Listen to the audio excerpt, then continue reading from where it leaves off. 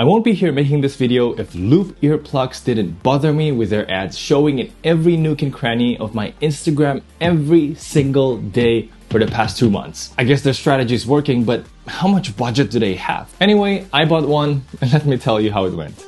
Let's get started.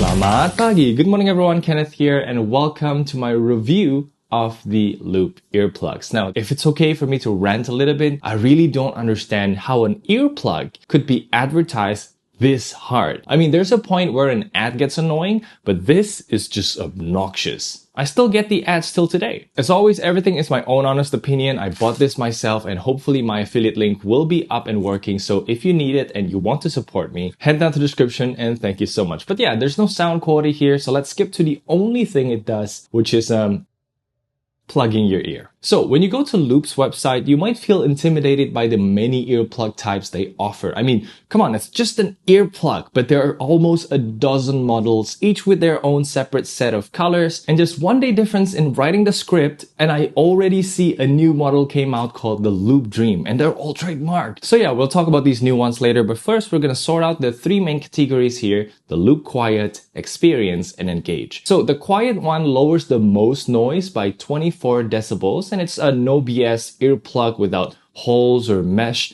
It just blocks your ear like a normal in-earbuds would do passively. And there's a plus model that comes with double flange ear tips to seal your ear even more, reducing an extra 3 decibels of noise to 27, but they cost an extra $10. We'll talk about pricing in a little bit. Next up, we have the Experience earplugs, which they market as earplugs for live events to protect your hearing while still letting you listen to crisp sound. So what's happening here? Well, basically, there's an acoustic channel connecting your in-ear to the outside, but they put a membrane behind the mesh to muffle the noise a little bit. And from what they claim, it really is a little bit because it blocks 17 dB compared to 16 dB on the Engage, which brings us to the last and the most open one. It's basically the ear tip, mesh, acoustic tube, and that's it. They said this model is ideal for parenting or socializing. The former, I completely understand, could be very challenging, but for talking with other people, I'm not very sure. I tried putting this on indoors and outdoors, and just holding a conversation with a person in my immediate surrounding needs me to focus totally to hear what they're saying, especially if they're talking the other way, not facing my way, you know? But credit where credit is due, the Engage model has the least amount of bone-conducted sound when you talk. It's still there, but not as annoying as the Quiet, for example. And the amount of pressure relief is actually similar to transparency mode on many budget true wireless earbuds, although the better ones like this Huawei FreeBuds 6i opens up the pressure much more. And then we have the other products, like the Plus version of the Experience and Engage includes 2 extra foam tips and an attachable ring to cover the tube, basically converting them into quiet earplugs. Although I found some differing numbers here if you look closer to the SNR rating or the Europe noise reduction rating, the Experience just doesn't get as much noise reduction jump as the Engage if you close them with the mute. And sure, it is a solid idea. You can attach it, detach it anytime until you see that it costs $10 more and there's no place to store the detached mute in the carrying case. I guess you can just throw them in and try to fit it, maybe. And then there's also the Engage model for kids, which the buyer comment said that it is exactly the same size as the normal Engage, just comes with smaller ear tips, so they could potentially fit in the ear canal of kids, but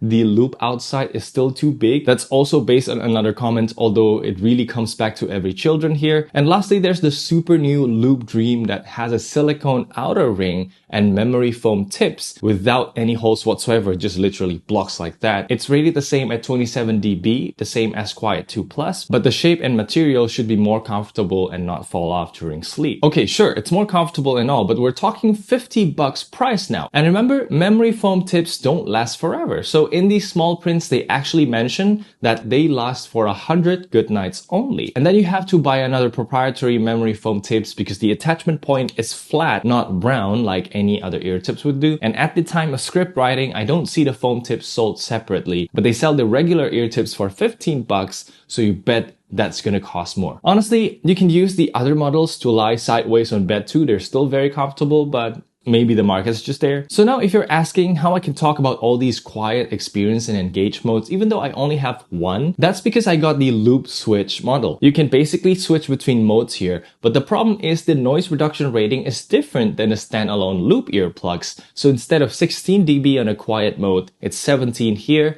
and then the experience difference is quite wild, jumping from 17 to 21 decibels here, and the quiet mode blocks 1 dB more at 25 decibels. So if I assume that the noise reduction rating is accurate here, then the experience mode that I'm experiencing here, it's like having the mute attachment on, while the open standalone experience loop is more similar to the engage mode here. And in general, I notice a more significant jump in noise reduction going from engage to experience than from experience to quiet. Having said all that, if you're going to be buying one, then I think the standalone engage or experience will be a good starting point. It reduces the volume to a comfortable level, especially if you are in a loud live events. Of course, if you're going to be using these specifically to reduce as much noise as passively possible, then the quiet is for you. And pricing wise, the quiet is the least complicated model, so naturally it is the cheapest at 25 bucks, which is okay. I think it justifies the design and the look and everything. But then things goes up from here. The models with acoustic tubes including engage and experience is 10 bucks more at 35. And then you add another 10 bucks for their plus variants at 45. And if you choose to buy the mute attachment separately, that's another 15 bucks